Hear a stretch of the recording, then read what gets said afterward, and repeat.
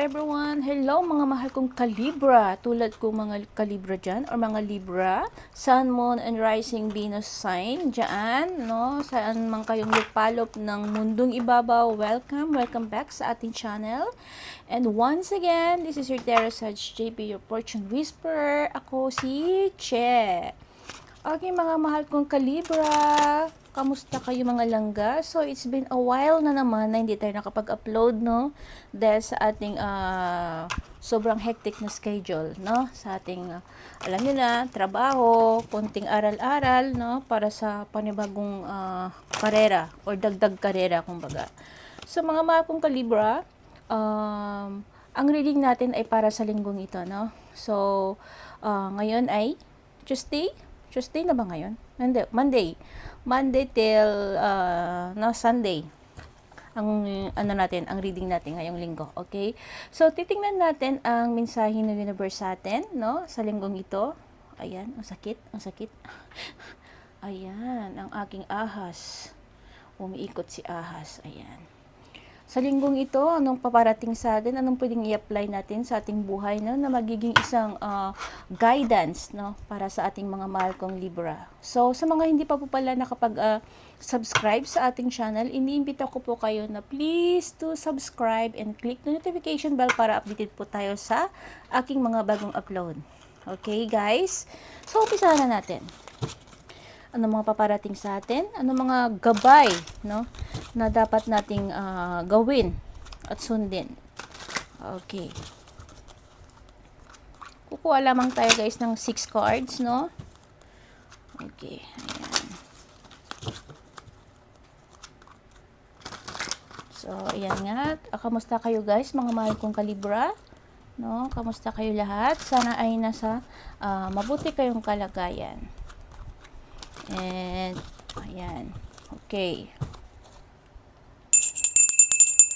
Ayan, umpisa na natin. Okay, universe, give us message or mensahe mo para sa amin sa linggong ito, sa aming mga mahal, sa aming mga Kalibra, no? Mga mahal kong Kalibra, no? Ano mensahe mo sa amin na dapat namin gawin at yung mga gabay na dapat natin i-apply sa aming buhay-buhay.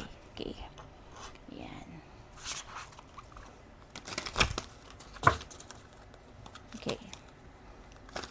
Paalala pala guys, no, na ang ating reading, ito ay general, no.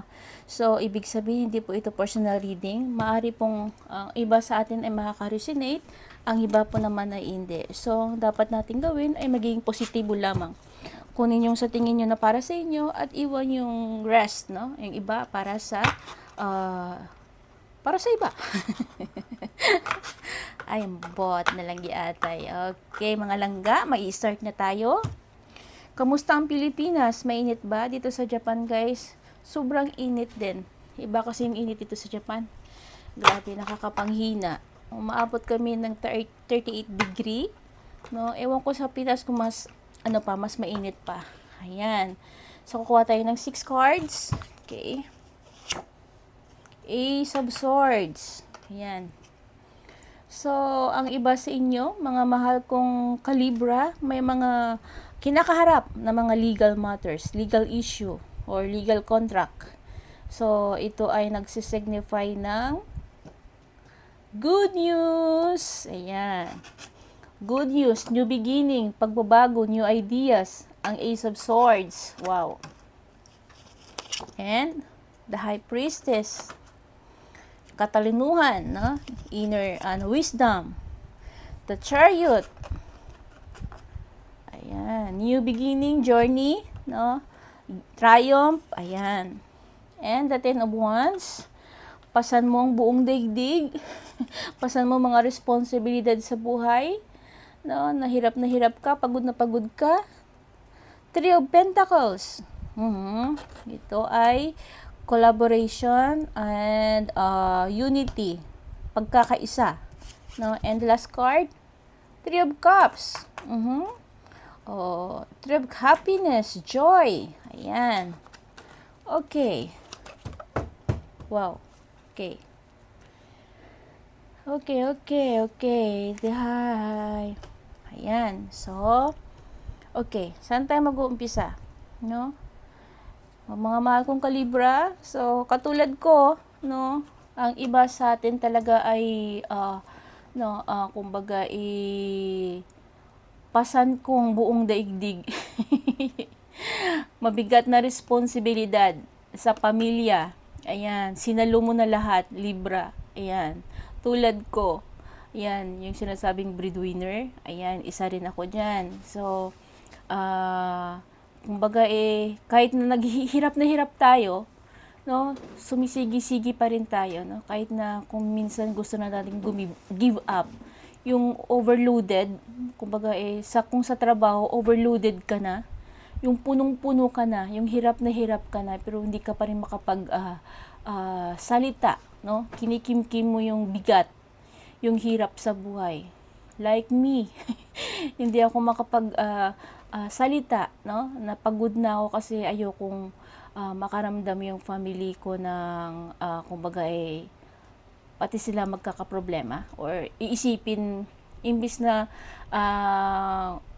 parang iniisip ko na lang na na mas gusto ko na lang na ako yung maghirap, no? Ako yung pumasa ng mga responsibilidad, no, para makita ko na yung kaginawahan na may pwede kong maibigay sa kanila. Pero minsan sa hirap ng pinagdadaanan mo, talagang guys, kailangan mo talaga ng tulong.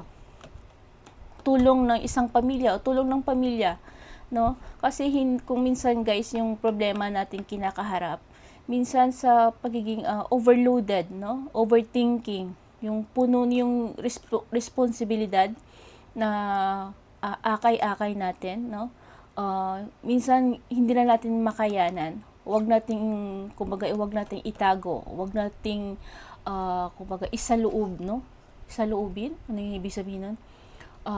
Huwag nating itago, kailangan maging open tayo, no? Open tayo sa family natin, no? Kasi ang pamilya guys, no, sila lang yung malalapitan natin, no? Pag hindi na natin kaya, kailangan nating mag-consult sa kanila, na kailangan nating humingi ng tulong sa kanila, no? Hindi naman ibig sabihin na yung mga responsibilidad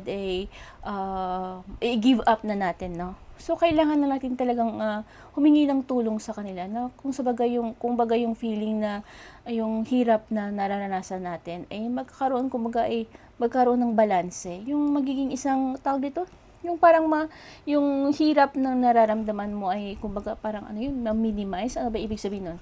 Parang gano'n, yung parang magiging dahan-dahan, no? Or paunti-unti magiging kumbaga sa Japanese rako yung kimochi.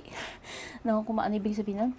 Parang magiging magaan, no?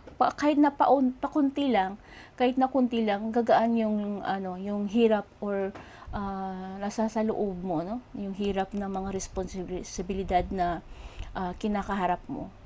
So, kailangan talaga guys ng collaboration, ng unity, no, ng pagkakaisa ng isang pamilya, no, para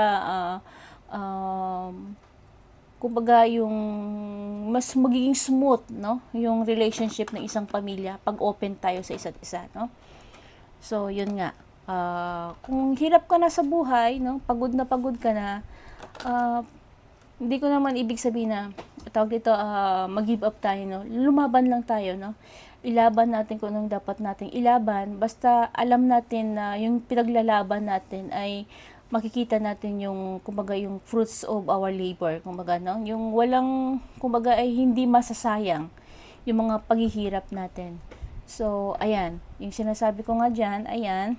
So kailangan communication sa pamilya, no? Kailangan tulong-tulong, kumbaga. Hindi mo dapat tawag dito, kaakayin yung lahat ng mga responsibilidad na alam mong hindi mo na kaya. So, kailangan communication, no, sa family. Ayan. And yan, because of that, so, si High Priestess, ito ay, nagpapakita siya ng kailangan mong maging matalino, no, inner wisdom. No, kasi pag wala kang talino, no, hindi mo talaga kakayanin yung mga pagsubok sa buhay. Maging kumbaga sa hirap ng pinagdadaanan mo, sa hirap ng mga responsibilidad na kinakaharap mo, pag wala kang inner wisdom kung wala kang talino, no? Wala kang talino sa pagbalanse, no, ng lahat-lahat, talagang malilibing ka sa pagiging pighati or sa paghihirap, no, ng nararamdaman mong pagod, no, sa pag-iisip, sa mga responsibilidad, sa problema sa pamilya, problema sa sarili mo, sa trabaho mo, lahat-lahat, mga responsibilidad na dapat ay hindi ikaw lang ang magdadala, no? So, pero, kinakaya mo, pero at the end of the day, yun nga, sinasabi ko nga, na kailangan mo talaga ang pamilya mo, no? Communication, maging open sa pamilya, nga para masabi mo, no, na pagod ka na, kailangan mo yung tulong nila, at kailangan yung magkaisa, no? Para tulong-tulong ang buhay-buhay. Ayan. So, ayan, dahil diyan, no, itong the Chariot, ito ay nagsisilbi or nagpapakita siya ng new beginning, no, journey. Ayan. Kumbaga ito ay may ability tayo na ma-control, no, yung direction, yung daan na tatahakin natin sa buhay. Daan na kung saan ay nasa tama, no? Nasa tama tayong landas na makuha yung mga goals natin sa buhay, yung mga ambisyon natin sa buhay. Ayan. So, nagtitiis tayo, no? Naghihirap tayo. Ayan. Pero sa tulong ng pamilya natin, no, ng mga mahal natin sa buhay na nandyan lagi sa tabi natin, makukuha natin yung mga pinapangarap natin sa buhay. Nasa right path tayo, kumbaga. Nakasakay ka sa chariot eh. Ayan. Ayan. Ito ay, kumbaga, ay nagsisimbolize ito ng travel, no? Bagong buhay, no? Bagong journey. Nakakaharapin nating mga mahal kong Libra. At dahil dyan, no, kung may mga legal matters tayong kinakaharap, yung iba sa inyo may mga legal matters na kinakaharap, no? Tawag dito, may mga contract, mga kontrata kayong pinipirmahan or mga kontrata kayong ngayon pa lang ay gusto nyong, tawag dito, basta importanteng kontrata, no, bahay, lupa, kontrata sa sasakyan, kontrata sa kung ano man yan. Ito ay nagsisimbolize ng good news, no? Maning may mga paparating na maganda sa iba sa atin na mga mahal kong Libra. Good news. Itong Ace of Swords. Ayan. And because of that, guys, no? Ayan, may Three of Cups tayo. So, nagpapakita ito, guys, na may mga tayo, no? Sa lahat ng mga pagsubok sa buhay natin, guys, no? Mga mahal kong ka-Libra, ay makakaranas tayo ng kaligayahan. Ayan, kaligayahan. Joy, no? May fulfillment, no? Kumbaga ay sa lahat ng mga paghihirap natin, mga responsibilidad sa buhay-buhay, no? Nagkakaroon tayo ng panibagong journey, no? Nasa tama tayong landas na tinatahak na makuha yung mga goals natin sa buhay, no? Iyan kumbaga may tayo, may resulta, no? Yung resulta na yan ay yung success sa buhay natin, no? So, sa mga araw na to, may mga malaking paparating ang iba sa atin, mga mahal kong Libra, no? Good news paparating sa inyo kung hindi kapirahan, no? Yun nga, mga dapat na makuha or dapat na matanggap dahil ito ay good news, no? Kung may mga tawag dito, may inaasam-asam kayong mga kapirahan, may mga inaasam kayong opportunity or di kaya mga approval. Good news, guys. Itong Ace of Swords. Ayan. So, bantay-bantay kayo, mga mahal kong ka-Libra. So, malamang mga one of these days or sa linggong ito, makakatanggap kayo ng bagong pag-asa or bagong journey or bagong, kumbaga, good news, no? Ayan. Ayan, ganda. Okay. So, guys, mga mahal kong Libra, that's all for today para sa ating linggo na reading. So, ayan.